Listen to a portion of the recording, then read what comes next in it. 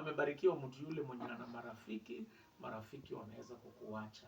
Biblia haijasema amebarikiwa mtu yule ambaye ako karibu na kiongozi yeyote. Hata kiongozi cheo inaweza kuisha. Ulikuwa na jamaa mmoja alikuwa governor, mwaka huu hana bodyguard, anatembea tu kama padri. Lakini Biblia inasema amebarikiwa mtu yule ambaye nguvu zake zinatoka kwa Mungu. Mungu akiwa nguvu, wapendwa, kitu cha kwanza tutashinda majaribu. Kitu cha pili tutashinda dhambi. Kitu cha tatu tutashinda mambo yote. Kwa sababu Mungu ambaye ni nguvu yetu ni mkubwa kushinda changamoto zote. Daudi alipopigana na Goliathi, Goliathi alikuwa mkubwa na wa kutisha. Ni kama mambo ya dunia hii, mengine ni makubwa na ya kutisha. Lakini Daudi akaambia Goliathi, unanijia kwa silaha na upanga, lakini mimi nakuja kwa jina la Mungu aishie. Kwa sababu alijua amebarikiwa, nguvu zake zinatoka kwa nani? Kwa Mungu. Na Biblia inasema ya kwamba nitaweza mambo yote kupitia kwa Kristo anitiae nguvu. Utaweza mambo yote mama, kupitia kwa Kristo akutiae nguvu.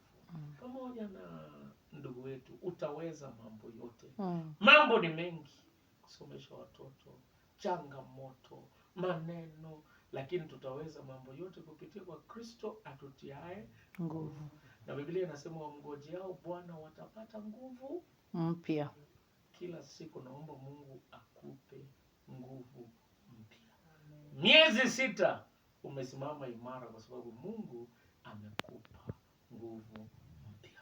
Na utaenda mbali ukitegemea Mungu. Mungu wa amani awabariki. Hii nguvu mpya tunapata kwa kusoma Biblia, kwa kuomba, kwa kusikia neno lake. Na katika hii nguvu mpya ya Mungu tutafanya mambo mengi. Biblia inasema wangojao Bwana watapata nguvu mpya, watapaa kama tai. We pray that you will soar high like an eagle. Unajua an eagle is a very special bird. It does not eat anything that is dead. Ndio wewe ukiwa mama kama tai, kila siku eat what God has given you that is fresh. Kila siku Mungu anakupa baraka mpya. Kitu kingine, an eagle has always vision. Na hata wewe maono ambayo uko naye Mungu akupe. It can see 5 miles. Na hata wewe utaona mbali.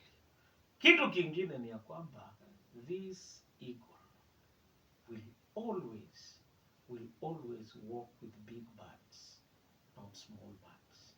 Mungu akubariki. Na kama tai ufike mbali. Watoto wasome, shughuli zote ziendelee. Na hata ndugu kuwa kama tai. Mungu akubariki, akuinue, haja za mioyo yako akupe. Akufanikishe. Baba Mwenyezi na